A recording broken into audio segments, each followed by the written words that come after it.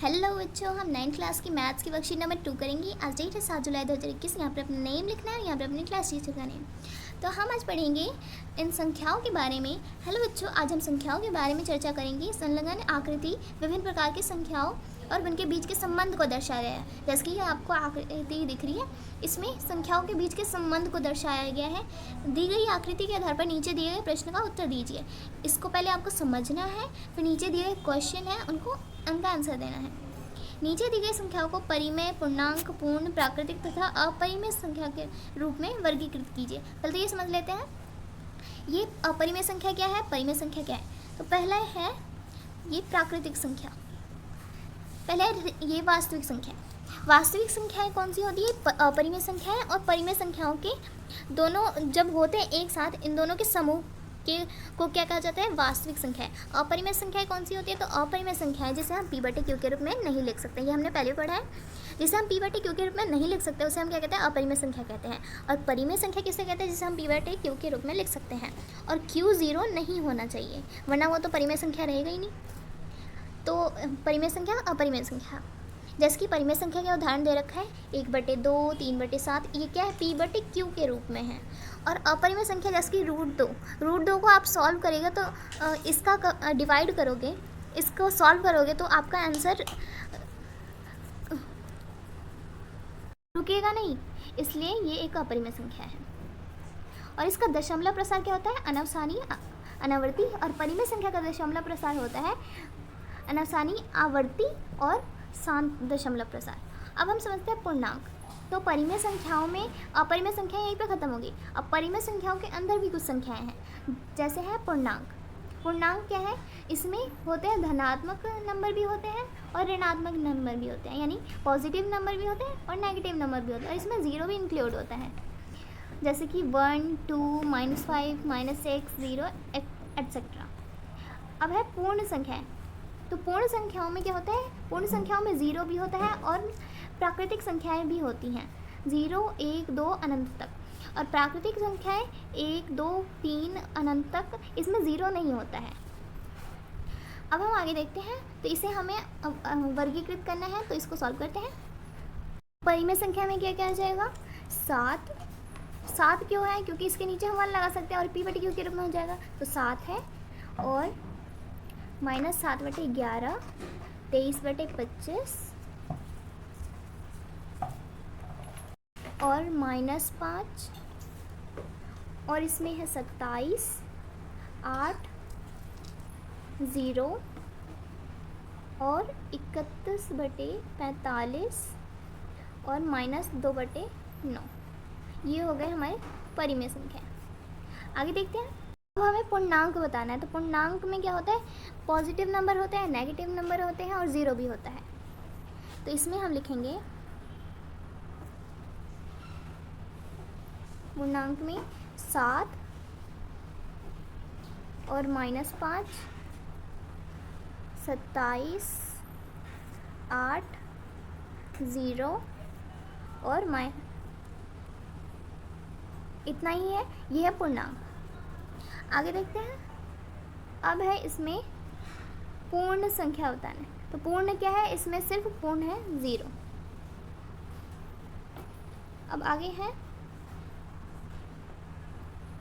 प्राकृतिक संख्या। तो प्राकृतिक संख्या में क्या होता है, सिर्फ पॉजिटिव नंबर होते हैं। तो प्राकृतिक संख्या में आ गया 7 और यहाँ पर है 27, 8 और नहीं है, ये है प्राकृतिक संख्याएं। अब देखते हैं अपरिमेय संख्या। तो अपरिमेय संख्या कौन सी होती है, जिसे हम p/q के रूप में नहीं लिख सकते। तो अपरिमेय संख्या में आ जाएगा पाई क्यों आया है, क्योंकि पाई का मान 3.14 और ये अनंत तक है, ये कभी रुकता नहीं है। और आगे है √11, √7 और √5, ये हो गई अपरिमेय संख्या। अब आगे है, गुरमीत ने सुबह एक अध्याय का 5वां हिस्सा पढ़ा तथा शाम को उसी अध्याय का 2/5वां हिस्सा पढ़ा। गुरमीत ने पूरे दिन में उस अध्याय का कुल कितना हिस्सा पढ़ा। तो गुरमीत ने सुबह कितना अध्याय का 5वां हिस्सा पढ़ा था, यानी कि 1/5, और शाम को उसी अध्याय का कितना हिस्सा पढ़ा, 2/5वां हिस्सा। यानी कि 2/5। अब इसमें पूछा है कि कुल कितना पढ़ा, तो इन दोनों को प्लस करेंगे, तो क्या होगा, इसमें हम देख रहे हैं कि हर में क्या है, हर में दोनों संख्याएं सेम है, तो हम इन दोनों को प्लस कर सकते हैं। तो 1 और +2 3/5 भाग उसने कुल पढ़ा। अब आगे है, रमेश ने अपने होमवर्क का 3/5 भाग पूरा कर लिया। उसे अपना काम पूरा करने के लिए अभी कितना भाग और करना है। तो उसने अपने होमवर्क का 3/5 भाग पूरा कर लिया है और टोटल भाग कितना है 5/5। तो इसमें माइनस कर देंगे तो हमारा आंसर आ जाएगा। तो इसमें भी देख रहे हैं कि हर है बराबर, तो 5 - 2 क्या आ जाएगा, 2/5 भाग उसे अभी काम करना है। अब तीसरा क्वेश्चन है, हल कीजिए। तो हल कीजिए, इसमें है 1/3 गुणा 9/17 गुणा 51/81। अब इसमें हम ऐसे कर सकते हैं कि 3 और 3 एकम 3, 3 तिया 9, ये कट गया, और इसमें 3 के टेबल से ये भी कट जाएगा, 3 2 6 और 3 7 21। अब हमारे पास बचा है, ये भी जा सकता है किसके टेबल से, ये भी जा सकता है 3 के टेबल से, 3 9 27 और 3 7 21। अब यहाँ पर बचा है 17 17/9 इंटू 17। यहाँ पर 17 से 17 कट जाएगा, तो क्या आंसर आ जाएगा, 1/9। तो 1/9 इसका आंसर आ गया। आगे है 4/7 को भाग देना है 16/49 से। तो इसमें हम क्या करेंगे, इसमें पहले हम देख लेते हैं कि मल्टीप्लाई में इसे करना होगा। तो इसमें क्या करेंगे, 4/7 है, भाग है 16/49। इससे पहले हम मल्टीप्लाई में करने के लिए क्या करेंगे, इसे हम उल्टा कर देंगे, यानी कि 4/7 गुणा में 49/16 हो जाएगा। अब इसे काट देंगे, 4 एकम 4 और 4 4 16, 7 एकम 7 7 एकम 49, तो 7/4 आ गया इसका आंसर। अगर इसको आपको मिश्रित भिन्न में बनाना है तो आपको क्या करना होगा, 7 को 4 से डिवाइड देंगे, 4 एकम 4, तो यहाँ पे आ गया 3। तो इसको हम ऐसे मिश्रित भिन्न में लिख देंगे, 1 से 3/4। अब आगे देखते हैं, आइए अब हम कोशिश करते हैं, यानी कि हमें क्वेश्चन दिए हैं, अब उसका आंसर निकालना है, तो इनको सॉल्व करते हैं। हमारा फर्स्ट क्वेश्चन है, महिमा सोमवार को अपनी यात्रा का 7वां हिस्सा पूरा करती है, यानी कि 1/7 हिस्सा पूरा करती है, जबकि वह अपनी यात्रा का 3/4 हिस्सा मंगलवार को पूरा करती है, यानी कि 3/4 हिस्सा मंगलवार को पूरा करती है। उसने अपनी यात्रा का अब तक कुल कितना हिस्सा पूरा कर लिया है। अब इन दोनों को क्या करना है, ऐड करना है। फर्स्ट के आंसर में आप क्या करोगे, 1/7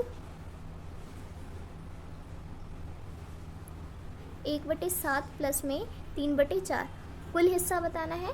तो अब इसे प्लस करेंगे। अब 7 और 4 यानी कि हर अलग अलग है, तो हम क्या करेंगे, 7 और 4 का एलसीएम निकालेंगे। तो 2 दूनी 4, फिर 2 एकम 2 और 7 एकम 7। अब यहाँ पे क्या है, 2 गुणा 7, 28 आ गया, 28। अब नीचे लिखेंगे 28, हर में 28 आ गया। अब देखेंगे 7 के टेबल में 28 कितने बार में जाएगा, तो 4 बार में, तो 1 को 4 से गुणा करेंगे तो 4 आएगा। अब फिर प्लस का निशान, 4 के टेबल में 28 कितने बार में जाएगा, 7 बार में, तो 7 को 3 से इंटू करेंगे तो 7 या 21। तो इसका आंसर आ गया 25/28 भाग उसने पूरा कर लिया है। ये हो गया हमारा फर्स्ट पार्ट। अब सेकेंड पार्ट क्या है, तो अब इसका सेकेंड पार्ट है, उसने अपनी यात्रा का कितना हिस्सा अभी और तय करना है, यानी कि टोटल में से हमने जो निकाला है उसको माइनस कर देंगे। तो टोटल कितना है, 1/1 भाग, यानी कि टोटल क्या है 1। तो 1/1 में से हम 25/28 को माइनस कर देंगे, हमने जो अभी निकाला। अब 28 और 1 का एलसीएम निकालेंगे तो 28 ही आएगा। और अब देखेंगे यहाँ पे 28 माइनस 25 आ जाएगा, तो इसका आंसर आ जाएगा 3/28।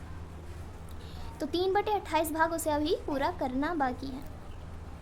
सेकेंड क्वेश्चन है, अभी आपने एक रोटी का आधा हिस्सा खाया ही था, तभी आपका एक दोस्त आ जाता है। आप बची हुई आधी रोटी में से आधा हिस्सा अपने दोस्त को दे देते हैं। अब आपके पास पूरी रोटी का कौन सा भाग बचा हुआ है। तो सेकेंड क्वेश्चन का आंसर है, इसमें जैसे कि आपके पास एक रोटी थी, आपने आधी चपाती उसमें से खा ली, यानी रोटी खा ली। अब आपका दोस्त आया, यानी कि आधी चपाती अभी बची हुई थी, आपका दोस्त आया, उसने इसमें से आधी रोटी खा ली। तो अब आपके पास कितनी रोटी बची है, रोटी का कितना भाग बचा है। तो इसको हम क्या करेंगे, पहले आपके पास रोटी कितनी थी, रोटी थी 1, रोटी का भाग कितना था, 1/1 भाग। अब उसमें से आपने 3/4, क्योंकि ये आप उसे 4 भागों में बांट दोगे ऐसे, तो दो भाग इसमें से किसने खाया था? आपने। और एक भाग किसने खाया? आपके दोस्त ने। यानी कि 3/4 भाग टोटल खाया गया। तो 1/1 में से हम 3/4 को माइनस कर देंगे, तो क्या आएगा? 4 और 1 का एलसीएम निकालेंगे, 4 आएगा। अब 4 - 3, 1/4 भाग अभी बचा है। तो ये हो गया हमारा सेकेंड। थर्ड क्वेश्चन है, हल कीजिए। तो जैसे कि हमने पहले किया था, ये क्वेश्चन सॉल्व वैसे ही करना है, तो चले करते हैं। फर्स्ट है 13/15 गुणा 18/26 गुणा 15/54। अब यहाँ पर जैसे कि आप देख सकते हो 3 के टेबल से कट जाएगा, 3 5 जा 15, 3 6 जा 18, और यहाँ पर 13 1 जा 13, 13 2 जा 26। अब ये 6 भी चला जाएगा 2 के टेबल से, 2 1 जा 2, 2 3 जा 6। अब ये 5 के टेबल से 15 हम काट सकते हैं, 5 1 जा 5, 5 3 जा 15। अब हमारे पास क्या बचा है, इसे हम नीचे उतारते हैं। हमारे पास ये बचा है, तो ये देखते हैं किसके टेबल से जाएगा। तो इसमें आप देख सकते हो कि क्या क्या बचा है। यहाँ पर 2 1 जा 2, 2 9 जा 18 हो जाएगा, और 9 1 जा 9, 9 6 जा 54। यहाँ पर बचा है हमारे पास 5/18 आंसर। अब इसका नेक्स्ट पार्ट देखते हैं, ये फर्स्ट पार्ट था। अब इसमें है 343/625 डिवाइड करना है 49/25 से। तो इसमें हम क्या करेंगे, 343/625 है, मल्टीप्लाई कर देंगे इसे, हम इसे उल्टा कर देंगे, इसको नीचे इसको ऊपर कर देंगे। तो यहाँ पे आ जाएगा 25/49। यहाँ पर 625 5 की टेबल में 625 25 बार में ही जाता है। और यहाँ पर हमारे पास बचा है, अब यहाँ पर 7 की टेबल से 7 7 जा 49, और 7 4 जा 28, और कितना बचा 6 कैरी है, तो 7 9 जा 63, और फिर कट जाएगा 7 1 जा 7, 7 जा 49। तो यहाँ पर हमारे पास आंसर आ गया 7/25।